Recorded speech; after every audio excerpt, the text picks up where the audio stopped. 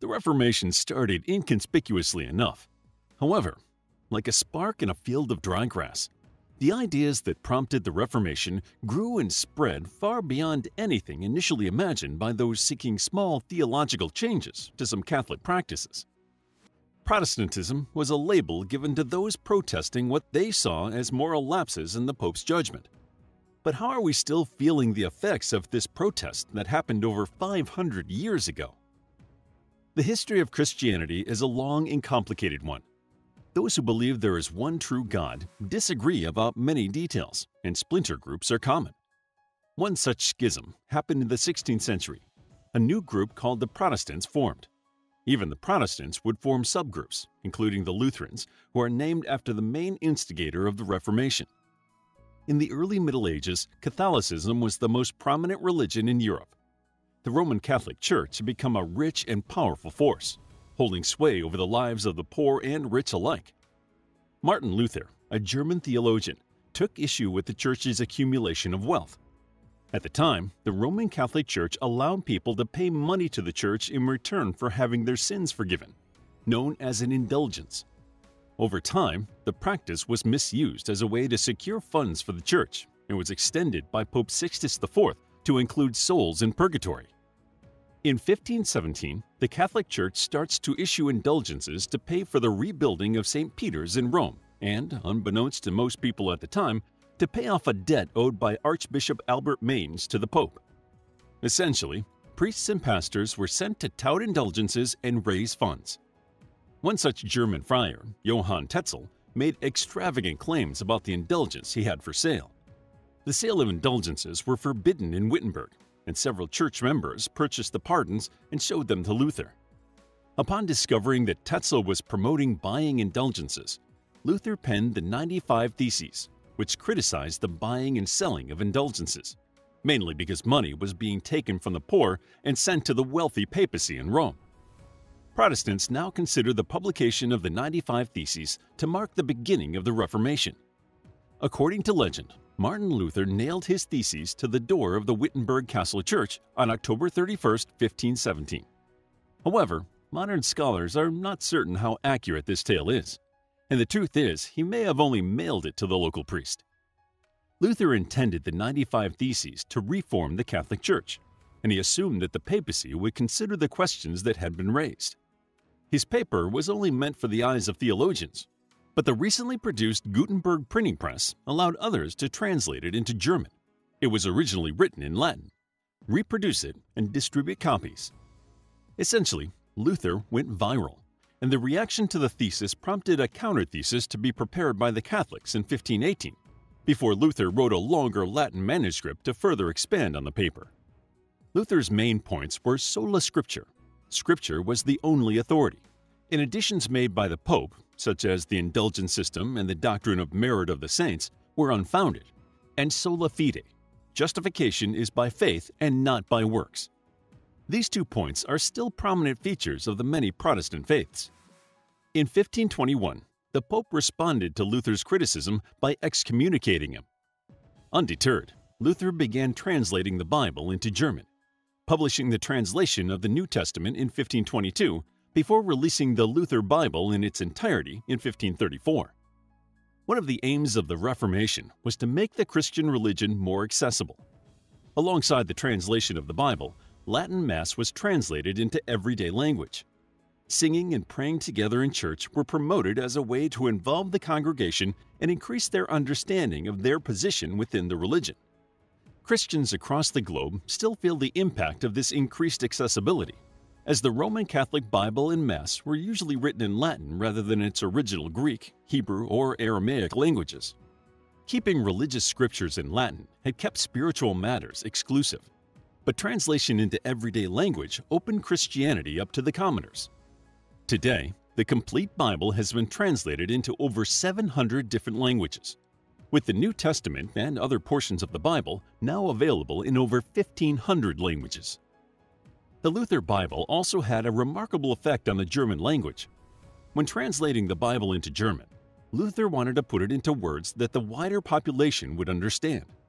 However, Germany was divided into different dialects, with 2 main dialects from the north and south. Luckily, Luther was from mid-Germany and understood both distinct dialects fluently. This fluency meant he could speak and write in a way that everyone could understand. Luther translated the Bible in such a way as to make it more accessible and wrote it so it could be easily read aloud. Rather than write a literal word-for-word translation, he employed German sayings and phrases to make it more accessible. The language that Luther developed quickly spread throughout Germany, also helped by the Catholic Church, who used Luther's language in their own Bible translations, written to try and inhibit the spread of the Luther Bible. Of course, translating the Bible was no use to people who couldn't read. Luther championed a public education system that would be open to all males. He felt that the sons of peasants and miners had the right to education even if they did not have any political representation. In 1524, he wrote, "Neglect of education will bring the greatest ruin to the gospel," and penned "An die Rätschern aller Städte Deutschlands, dass sie christlich Schulen aufrichten und halten sollen." Letters to the mayors and aldermen of all cities on behalf of Christian schools. And in 1530, he wrote, "Dass man Kinder zu Schulen halten soll," discourse on the duty of sending children to school. But Luther wasn't the only figure in the Reformation. As soon as his ideas began to spread, it opened up debate into other theological issues. The Reformation promoted the concept of the priesthood of all believers, the idea that it wasn't just the clergy that had direct access to God. Before the Reformation, priests acted as human mediators between God and anyone outside the church. The Reformation promoted the idea that everyone who was baptized had access to God, which equalized the clergy and the common people, taking away some of the power of the Roman Catholic Church. Because of this equalization, theological debate was opened up, and no one had the ultimate authority over how their religion should be practiced. If everyone could commune with God and Scripture was the only authority, all theories would be equally valid. Luther disagreed with other religious reformers on various issues, and splinter groups of reformers appeared, including the Anabaptists. From this movement came the Baptists, Quakers, Hutterites, and Mennonites. Other important groups during the Reformation include those led by Huldrych Zwingli, the Socinians, and Calvinism. John Calvin, a French lawyer who fled to Switzerland after his conversion to Protestantism, released his theological treatise of the Reformation movement called Institutes of the Christian Religion in 1536. Eventually, Calvinism merged with Zwingli's faction and created the Reformed tradition. In 1534, King Henry VIII of England broke away from the Pope and established himself as the head of the Anglican Church. While other breakaway groups during the Reformation were inspired by creating accessible worship or based on theological issues, Henry VIII's motives were purely personal. But despite the less-than-holy reasons, the roots of the Church of England were formed at this time. The current religious climate in Europe undoubtedly inspired Henry's split from the Pope, which was an important and impactful part of the Reformation. The scope and scale of religious freedom within the Christian religion can be largely traced back to the initial challenge of some questionable Catholic practices in the early 1500s. The Reformation movement also sparked the Counter-Reformation. The Reformation is often referred to as the Protestant Reformation, which was followed by the Catholic Reformation. The revolutionary start of Protestantism sparked decades of tension between the two factions, resulting in many brutal and bloody wars. In 1545–63, the Council of Trent, initiated by Pope Paul III, made sweeping reforms that revitalized Catholicism throughout Europe. By the end of the 16th century, many of the abuses of power the Reformation originally rallied against were gone. The Catholic Church won back many followers, reclaiming some of its power. Ironically, this was the original intention of Martin Luther's 95 Theses. However, by the time these reformations to the Catholic Church were enacted, the Protestant faith had gained a large following. Unlike the Catholic Church, which remained united under one leadership, Protestantism developed many distinctly different churches.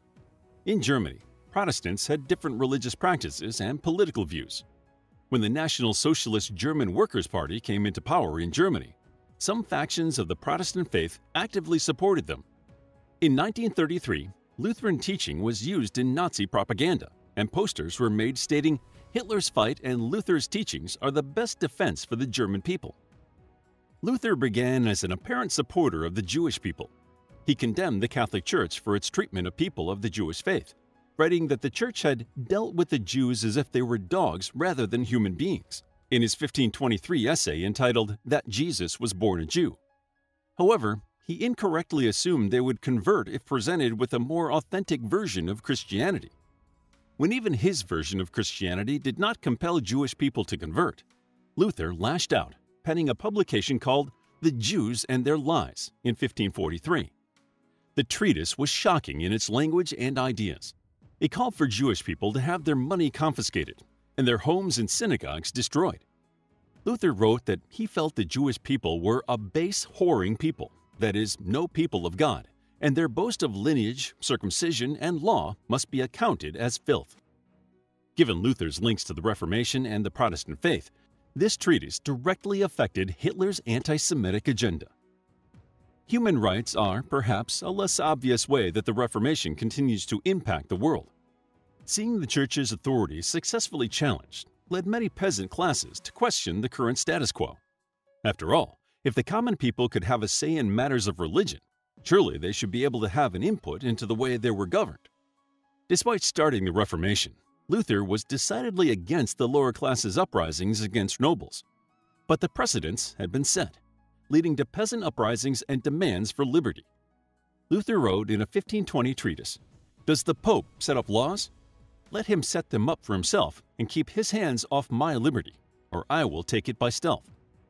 Over 400 years later, a Baptist minister from Georgia would change the name of himself and his son, supposedly inspired by a trip to Germany, the birthplace of the Protestant religion. His son, Martin Luther King Jr., would profoundly affect the civil rights movement in America. The Reformation changed Europe's religious, political, cultural, and economic landscape. Its effects were far-reaching and still impact our lives today. When Martin Luther mailed the first draft of his thesis to the local church, he could not have known just how far-reaching the effects of his actions would be. But it is hard to imagine what the religious landscape of the Western world would be like without the radical Reformation movement. How would you like to get a deeper understanding of history, impress your friends, and predict the future more accurately based on past events? If this sounds like something you might be into, then check out the brand new Captivating History Book Club by clicking the first link in the description. To learn more about the Reformation, check out our book, The Reformation, a captivating guide to the religious revolution sparked by Martin Luther and its impact on Christianity and the Western Church. It's available as an ebook, paperback, and audiobook. If you enjoyed the video, please hit the like button and subscribe for more videos like this.